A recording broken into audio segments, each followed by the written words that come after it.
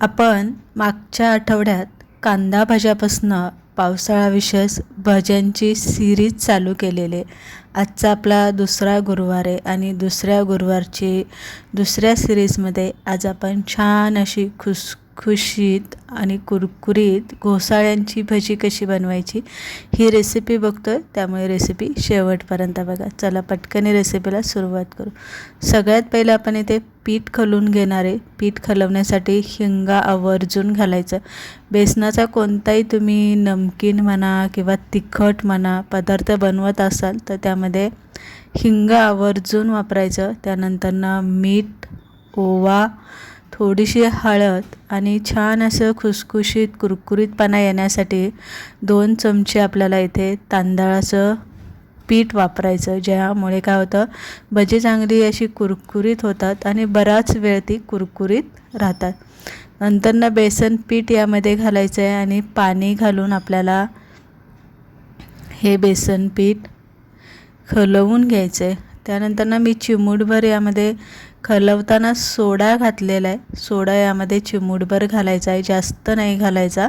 जास्त जर घातला तर भजी खूप तेलकट होतात, तेल शोषून घेतात, म्हणून अगदी चिमूटभर घालायचं आहे. यामध्ये तुम्ही लाल तिखट थोडंसं वापरलं तरी चालेल, पण मी इथे लाल तिखट नाही वापरलं. तुम्हाला पाहिजे नसेल तुम्ही घालू शकता.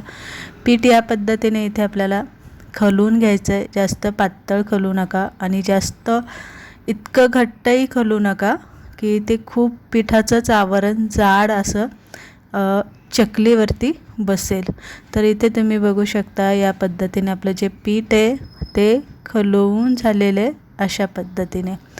आता पीठ साईडला ठेवून देऊया आणि घोसाळी आपण इथे चिरायला घेऊया. बाजारात घोसाळे मिळतात भाजी मार्केटमध्ये. पावसाळ्याचे दिवस चालू आहे आणि पावसाळ्याच्या दिवसामध्ये भाज्या मिळत असतात. इथे आपल्याला चकल्या पाडून घ्यायच्या आहे. जशा आपण बटाट्याच्या चकल्या पाडतो तशाच पाडून घ्यायच्या आहे. फक्त थोड्याशा त्या आपल्याला ना किंचित जाड पाडायच्या. बटाट्याच्या आपण पातळ पाडत असतो, पण ह्या आपल्याला थोड्याशा जाड पाडून घ्यायच्या आहे.